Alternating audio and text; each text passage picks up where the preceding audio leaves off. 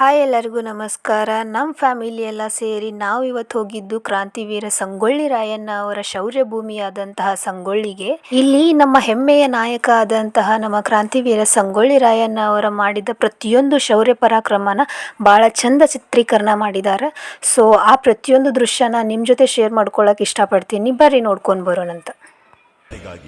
ಗುಲಾಮಗಿರಿಯ ವಿರುದ್ಧ ಬಂಡೆದ್ದು ದಂಡು ಸೇರಿಸಿ ಬ್ರಿಟಿಷರಿಗೆ ಸಿಂಹ ಸ್ವಪ್ನವಾದ ಗೆರಿಲಾ ತಂತ್ರದ ರೂವಾರಿ ಕ್ರಾಂತಿವೀರ ಸಂಗೊಳ್ಳಿ ರಾಯಣ್ಣ.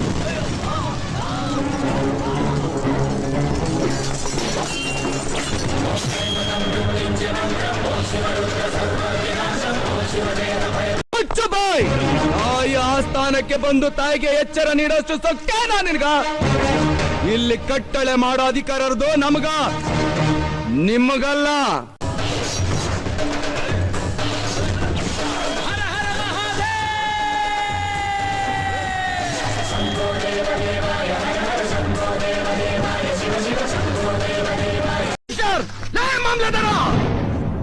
ನ್ಯಾಯ ಅನ್ಯಾಯ ವಿಚಾರ ಮಾಡ್ದ ಅಲ್ಲಂಡ ಬಾಳಿನ ಮಾತು ಕೇಳಿ ಒಂಚಾಕಿ ಸಂಚು ಮಾಡಿ ನನ್ನ ಮೋಸದಿಂದ ಜೈಲ್ಗೆ ಹಾಕಿ ನಿನಗ ದಬ್ಬಾಳಿಕೆ ನಡೆಸ್ತಿರೋ ಏನೇನ್ ಕಚೇರಿಗ ಬೆಂಕಿ ಹೋಗಿದ್ದಿಲ್ಲ.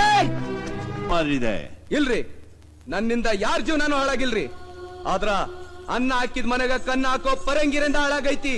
ಜಾಗ ಕೊಟ್ರೆ ಜಗತ್ತೇ ನಂದು ಅಂತ ಹೇಳೋ ನಾಯಿಗಳಿಂದ ನಾಶ ಆಗೈತಿ ನಮ್ ಕಿತ್ತೂರು. ಕಾಪಾಡಲು ದವಾಖಾನೆಗಳನ್ನು ತೆರೆದಿಲ್ಲವೇ? ದವಾಖಾನಿ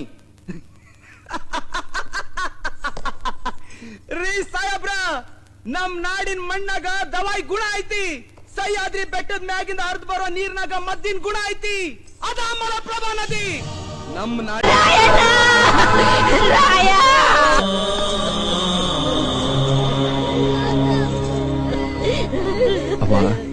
ರಾಯ,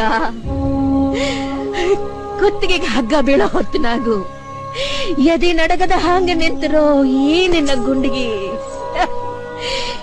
ಎಂಥ ಗುಂಡಿಗೆನೋ ಯಪ್ಪ. ನಿನ್ನಂತೋನ್ನ ಹ್ಯಾಂಗ ಗಲ್ಲಿಗೆ ಹಾಕುತ್ತಾರೋ? ಸಂಗೊಳ್ಳಿ ರಾಯಣ್ಣ ಮರಣವಾದ ಸುಮಾರು 116 ವರ್ಷಗಳ ನಂತರ ರಾಯಣ್ಣನ ನುಡಿಯಂತೆ ನಟ್ಟ ನಡು ರಾತ್ರಿಯಲ್ಲಿ ದೇಶ ಬಿಟ್ಟು ಹೋಗುವ ಪ್ರಸಂಗ ಬ್ರಿಟಿಷರಿಗೆ ಬಂದೊದಗಿತು. ಅಚ್ಚರಿ ಏನೆಂದರೆ ರಾಯಣ್ಣ